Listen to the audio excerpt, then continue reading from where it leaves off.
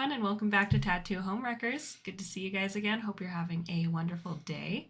If you're wondering why this episode is being posted late, it's because we had some technical difficulties. But we're here now, not in our usual recording time. It's almost 8 a.m. on a Thursday. Normally record on Sundays. And we have allergies, so we're just going to stumble on right through this. Yep, so we have a little bit of a mush mouth, that is why. Yes, yeah, and if I look, my hair is obviously doing its own thing. That's why. For our listeners, you won't be able to tell, but for anyone tuning in on YouTube, this is what I look like. So, but we want to talk to you today about like kind of what's on our agenda. First thing on our agenda, solutions. So we had a couple people reach out about our last episode, which discussed the issues that we have with our industry and with artists as a whole. And I realized that we did not actually get to the solutions part of that on that episode, just because we ran out of time. And honestly, we were just heated as fuck. Yes. So I wanted to talk about that a little bit, because one of my biggest pet peeves is when people come at you with a ton of problems, but then no ideas. So I'm not saying you need to come and say, hey, this is a problem and I instantly need to have solutions, but coming with some sort of idea to then say, hey, these are issues, but maybe these things could help. So we wanted to talk a little bit about like the lack of education, because we brought that up a lot. We did, yeah. And it goes kind of hand in hand with the lack of regulation, which is very much like not a thing in our industry. Also taboo. Yeah, like seeking out education is very taboo in our industry. Yeah. And obviously there are some shops that promote that and some artists that promote that. But even then, education within our industry tends to be very expensive. And you also have a hard time finding good education. So like even like bloodborne pathogens classes, which are done online and can typically take less than an hour to do and are not tailored for our industry, are very seldom actually updated.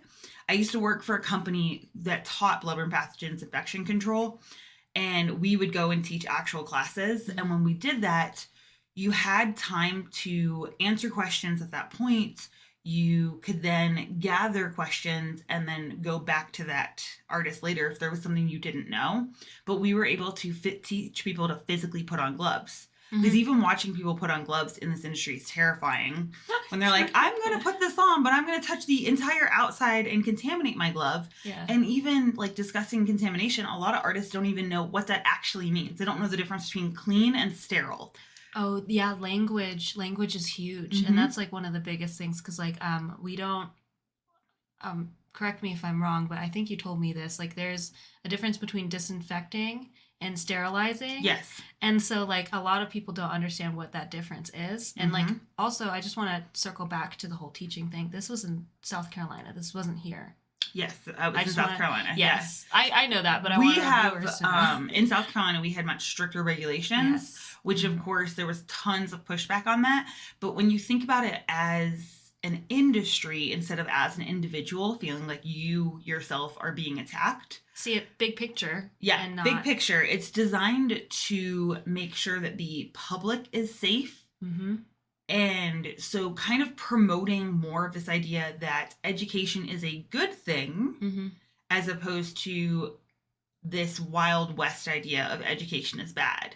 And then actually working with governments to help regulations. Because if we let them regulate and they don't understand our industry, that's where we end up with problems. So in South Carolina, one of the issues was that you had some schmuck tell the regulatory body that we do a sterile procedure, which we don't. We do a clean procedure.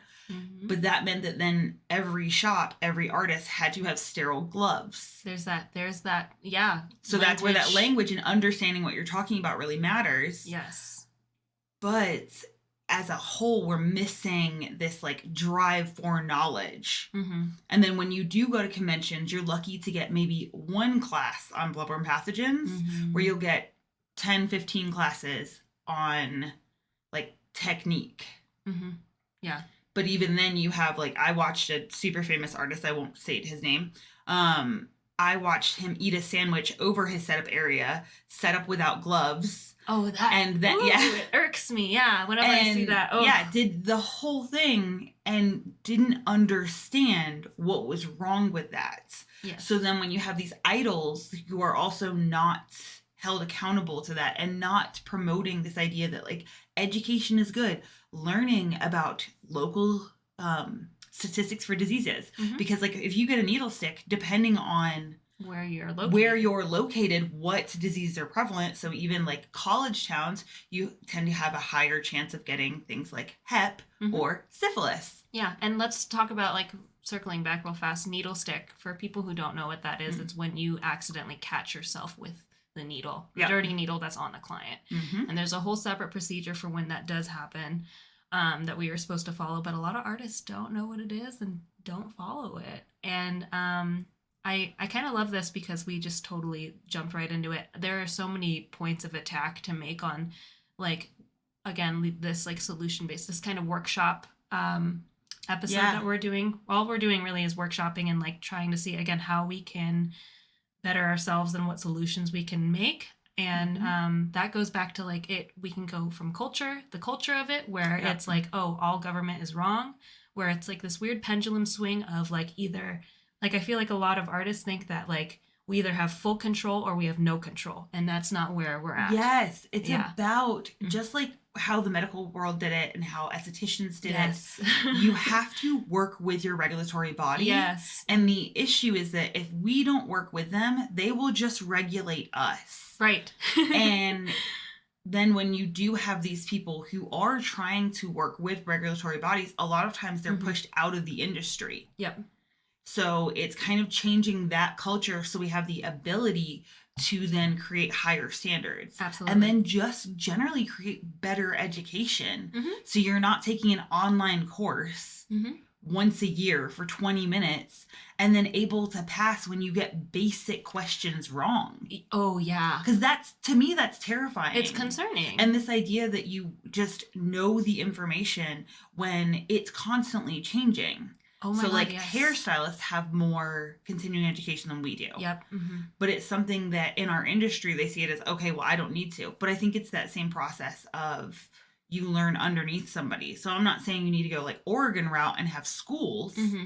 but you should have to have some sort of like base level of education. Yes. And comprehension skills. Absolutely. Yeah. And we need to, in order to do that, like, I think, we need to get rid of this, like, fear of education mm-hmm. or, like, this fear of, again, that, like, full control that a government could have on our industry. And that's not what we're promoting. We're not saying that, like, we want the government to have total control over our industry because that's just a recipe for disaster.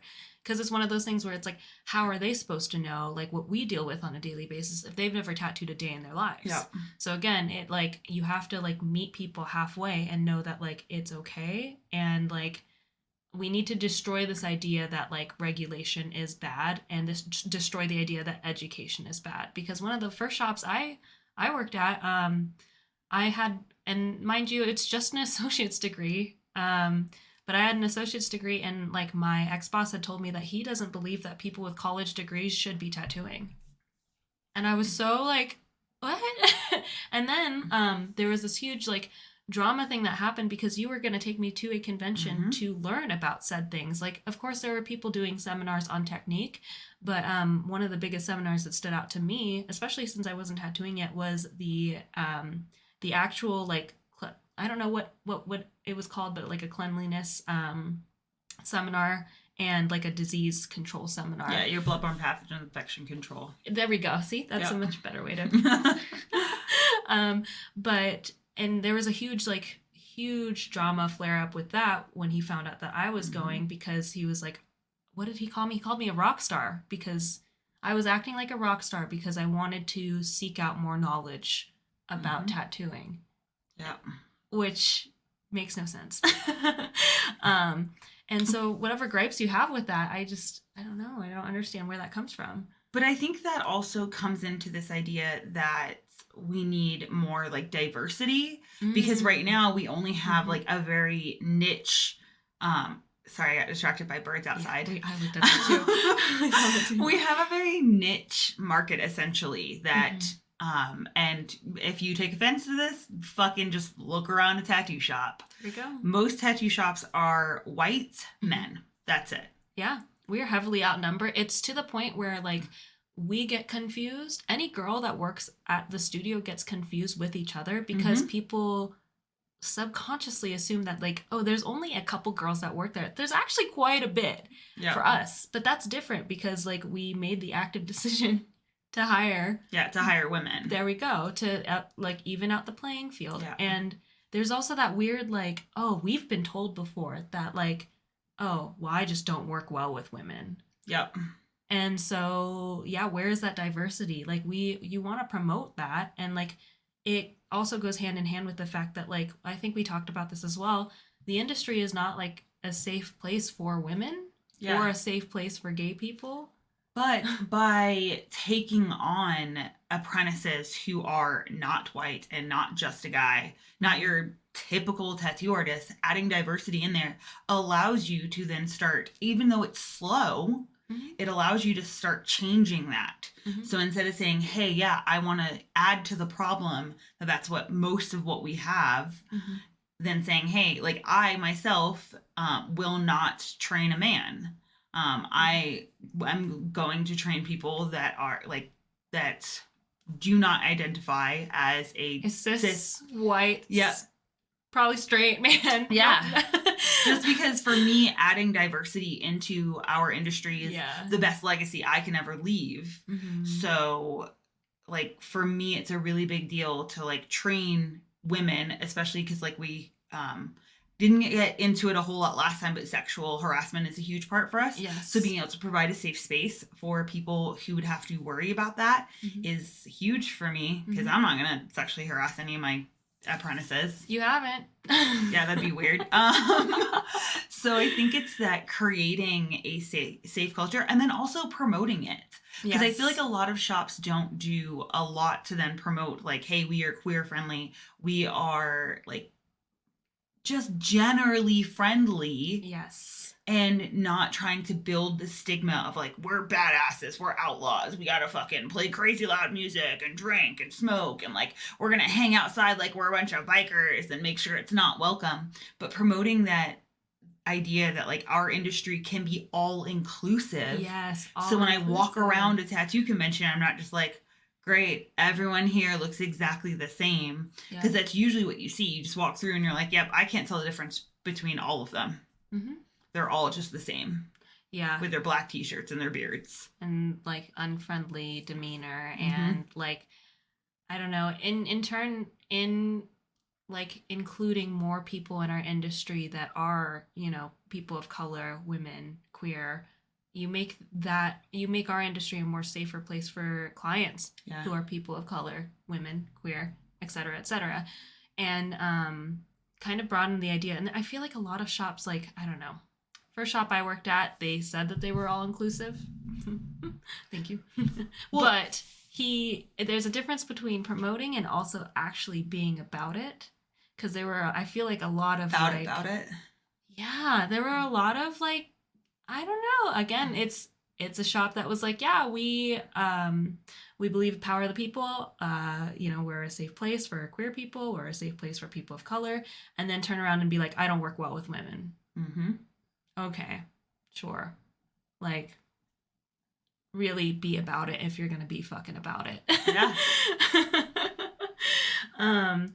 But yeah, I don't know where this fear of, like, and maybe I do know where this fear of education, higher education, and more inclusivity comes from, is the fact that, like, a lot of people are very protective over making sure that this is the pirate's lifestyle, and protective over, like, being rogue and doing whatever they want and drinking and smoking and doing whatever they want at work and acting however they want at work and saying whatever they want. But, like, we're done. This is not the world that we live in anymore. Yeah. You know what I mean? Like, yeah. That's just my 2 cents. So yeah, we would also like to hear what your solutions are. What do you want to see? Yeah, what changes do you want to see in our industry, and how do you think that we can get there? Yeah. And then we're going to take a quick break, and we will be right back. Well, hello, Wrecking Balls. We're back. Took a little bit of a break, but here we are. Next thing on the agenda, we wanted to talk about new beginnings. Absolutely. Absolutely. On the gay agenda, I should say. So we are just going to go ahead and, I don't know, you know how our brains work. We're just going to talk about a million things at once. Biggest thing is new beginnings. We're moving to New Zealand. If you don't know, now you know. Yeah, not next week. In a couple of years, we're going through tomorrow. We're going through all the proper channels to actually immigrate. But we wanted to talk about it because we do not shy away from telling people, especially in a job like ours, like where you do projects for years. Yes. We do have to tell people quite often, like, hey, just so you know, like this project needs to be done within this time frame. The plan is about 2 years from now. We're still like working stuff out. They just opened up immigration again. I need to contact people and I need to actually do some research because holy shit, it's been a wild ride. But we get this question a lot, so we wanted to talk about it, like why New Zealand, like why we want to move, and then that led us to discussing this idea of new beginnings and how people, like, some people are terrified of them, some people think they're amazing and think that they actually become like addicted to them, and like why people want to like start new things, and then why people are afraid of them. Absolutely. So we were just gonna like kind of discuss that. Yeah, it's like a whole mixed pot of things. There's a lot of ways to approach it, but a lot of things that we have been noticing, whether it's subconscious or not, we've been getting a lot of negative feedback on moving, which is so incredibly interesting to me because I think the first couple of times when people ask like, oh, why New Zealand? It was fine, but then it's slowly I shouldn't say slowly, it very quickly turned into something that ended up being a very irking question to me because of the way it's said. Yeah, I think it very much depends on like how that tone is, whether it's like, oh, excited for you. But I would say probably like 2 out of 10 people are excited. Yeah. And most of them, and I don't know if it's a just general like, hey, why would you like do that as like an actual question, or if it's that like American pride of like, why would you ever live America? We're the best. Absolutely. There is and I get more of that where it's like, oh, why are you leaving? And I find it funny because it's always the people who are like, if you don't like it here, then leave. And then I say I'm leaving and then they get upset. Yeah. Yeah. I at least can be like, I'm not from America originally. And then they're like, okay, well then you can go back to where you came from. I'm like, thanks. Thank you for that. Yeah, no, but for me, it's more so just like, why are you leaving this great country? And I'm like, or like, I really just don't appreciate when it's like, I get this one a lot. Well, what's in New Zealand? Yep. What's in America for me? I'm a queer brown woman. Please explain to me like what, you know what I mean? Yeah. And I realize that question's going to offend a lot of people, but genuinely like, don't come at me for that. Like, good for you. If America serves you, wonderful. But it's becoming a very quick unsafe place for me. It's been an unsafe place for me for as long as I've lived here, being a brown woman. And then now with like all the politics that are happening with like Roe v. Wade, like it's dangerous. You know, it's becoming an unsafe place for us. And like, it just doesn't it's not a good example of like, I guess our political views and like how we want to live. We want to live in a place that like, I mean, to be cutthroat about it, gives a shit about its citizens. Yeah. You want to talk about the healthcare in America? How fucked is that? And like how biased it is towards women? Like how exponentially different we get treated in doctors' offices or like or by cops, you know, or out in the street. Like, I don't know. It's not to put a huge like damper on it, but I want to leave because this place isn't meant for me. Yep. And people get offended at that. But again, good for you. If you want to stay here, no one's stopping you, but like don't be weird about me leaving. Yeah. Well, and I don't think that either one of us necessarily believe that like everything in New Zealand is perfect, because that's usually the counter I get with, they're like, well, why is it so much better there? And I'm like, well, I don't like the US, so it is better for me. There we go. Simple answer. Yeah. But it's the idea that like as a country, it has political views that are more in line with mine and yours. Yeah. And it has different opportunities. Mm-hmm. And I think that's part of that idea of like a new beginning is looking at opportunities, but then also looking at yourself. So if like you are indeed the problem, then like moving to a different country isn't going to solve it. Oh, yes. So, yeah. And that's my thing. I think a lot of people also, they kind of assume that like I'm moving for the wrong reasons. I don't know if you've gotten that. But people think that like I don't think anyone would be ballsy enough to tell me I'm moving for the wrong reasons. I feel like the people that talk to me anyone who knows me knows the moment my mind is set on anything, it's set, it's done. They're not gonna argue with me about that. That's fair. I think it's a character thing. I think it's an age thing. Oh, for yeah, me. absolutely. Yeah, a lot of people assume because I'm young, they're just like, oh, she's being impulsive. Yeah. Which is funny because like very long impulsive decision. Oh, incredibly long because an impulsive decision to me is like, I don't know, like getting a new piercing. And just being like, I don't know, do whatever you want. That's impulsive because it's quick. You're in and out in like 30 minutes. Yeah. Also, I just realized we talk about piercings a lot on this channel. We do. It's a new fad of ours. It is. But like not like, I mean, I feel like moving to a new country requires a lot of thought and decision making and blah blah blah blah blah. And like people try to interview me on like, oh well, what are you gonna do about this? What do you know about New Zealand? What blah blah blah blah blah. And I'm like, okay, listen, it's not that deep. Like, yes, I'm moving to New Zealand. However, just because you think it's New Zealand trivia night and like I need to prove myself. I think that's what it is though. I think there's this like fear of somebody doing something that you're not doing. Yes. So then for them, they're like, okay, well, I could never do that. So I need to attack you for doing it. Yeah. And I think that that's one of those things that goes into that like new beginnings that like when you try something out, it's that whole saying of like, sorry, I'm going to like sidestep real fast. Please do. Is like jack of all trades, but master of none. So people don't like the idea of somebody doing lots of things. Yeah. So like I'm a jack of all trades when it comes to fitness. I love doing all sorts of different things. Well, in life too, can I just say? I guess. I like learning new stuff. That's my biggest thing. You know how to do more like, what is it called? Like construction work than most men. And people are always so surprised. It's so funny. Child labor doesn't exist when you have a Mexican mom. Straight up. So, yeah, it's this thing of like enjoying starting new things and learning and understanding the like turmoil that goes with them. Yeah. Because we moved out to Reno in the course of a month. Yeah.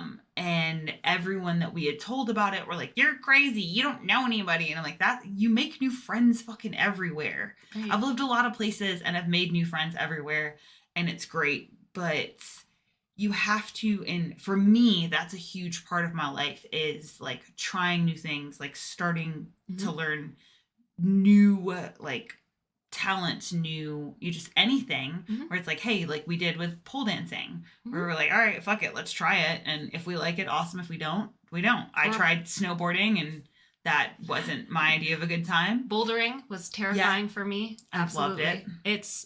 I'm still I don't know if I love it or not. I'm terrified of it, but yeah, I'll continue to go.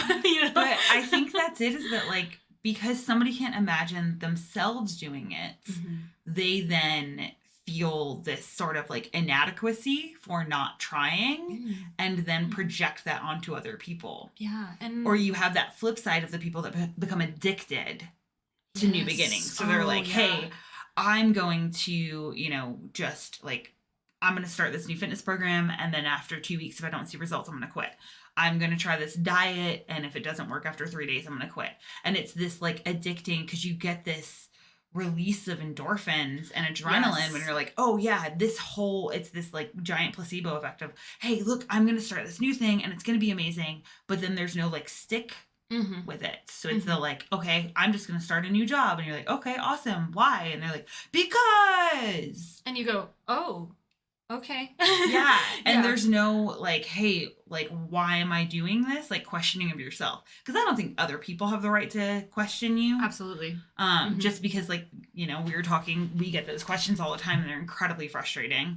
But I think that having the wherewithal to look at yourself and say, hey, why do I want to start something new? Yeah, and it's a little different because we have a built sense of like self-trust, I think, and knowing that like when, and like trust in each other too. Yeah. Because like I know when you're gonna do something new, like it's coming from good intentions, and if it isn't, if it's coming from like, oh well, I'm addicted and I want that endorphin rush, then like you and I are pretty good at being like, let's stop for a second and think. Yeah. Let's ask each other why we do this stuff. And it's nice because we have that accountability. But yeah, there's two sides of the spectrum. And I don't think a lot of the people who like suffer from that like wave of inadequacy know that they are. But it's the same thing with the other side of the pendulum, where the people who are addicted to new changes and new beginnings, they also don't know that they're addicted to it. Yeah. So it's like, I don't know, it's really cool talking about it, and I want to know what our viewers like think. Where do you lie on the pendulum? Yeah. Do you think on these things? Because yeah, either people are frozen with fear and then they see other people doing it and then they come up with all these judgments and like reasons why you shouldn't move and blah blah blah blah blah, and then or like you find people in your life and you see them and they're constantly like doing career changes. I dated doing relationship changes. Yes, I dated someone like that who like constantly just different career after career after career after career, and it was exhausting. And at one point we had to sit down and talk about it and be like, listen, I need you to like set your mind to something. Yeah. Because this is not something that I picture myself with being with someone for the rest of like my life or their lives. Like, no, I need something constant. I need to know that you're actually serious about careers. Or, like you said, relationships. Or, like, I don't know. There's a million different ways that you can go about it. Fitness. A lot of the times you can see, I don't know about you, but, like, when I see people posting, like, pictures in the gym, I can almost always tell whether or not they are going to keep going. Yeah. Yeah. It's that initial excitement. And then it's that not sitting with yourself to say, hey, why do I want to do this? So then when things get hard, like I feel like that's a lot of times when people like jump ship in relationships. When they because when things get hard, instead of saying, hey, I can like put my head down, do the work here, figure this out. Yeah.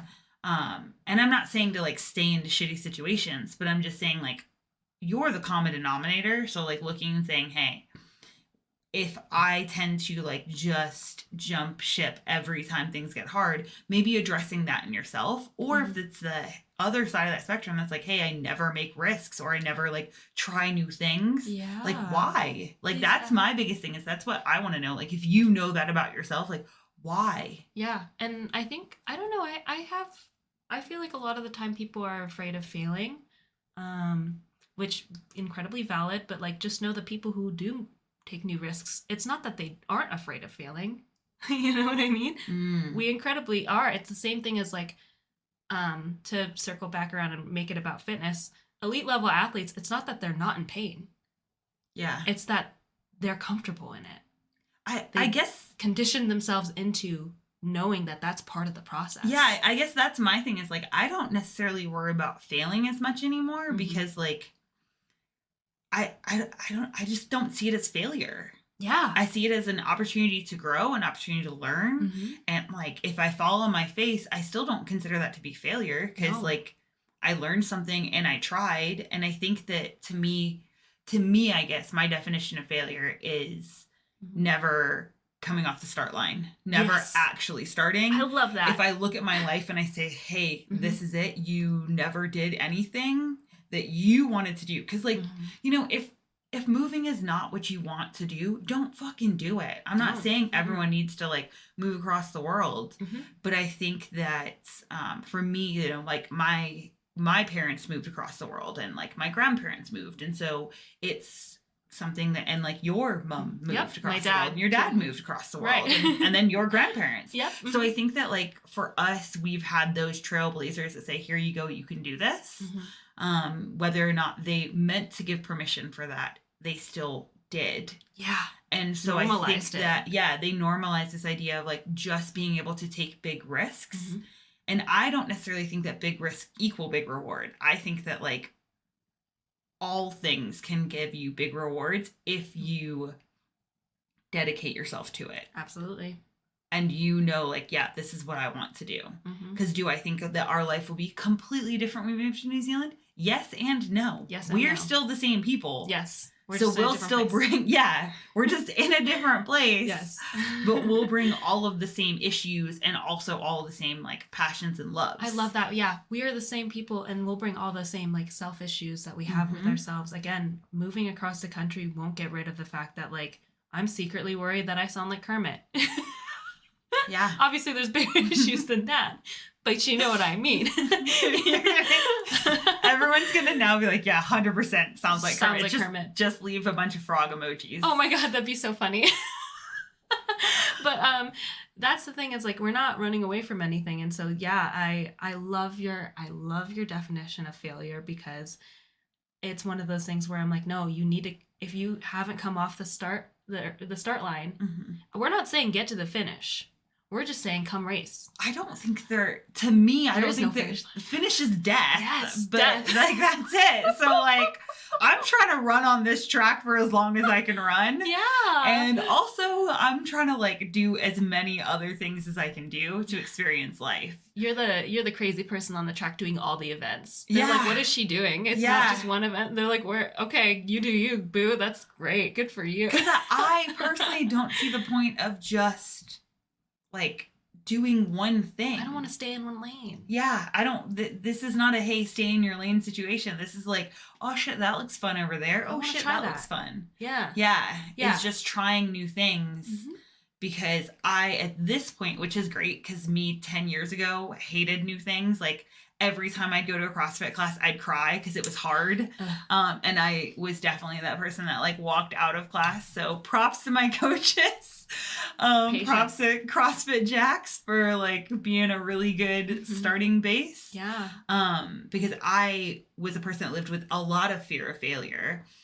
Just because that was the culture I was brought up in, was that like everything that wasn't perfect was failure.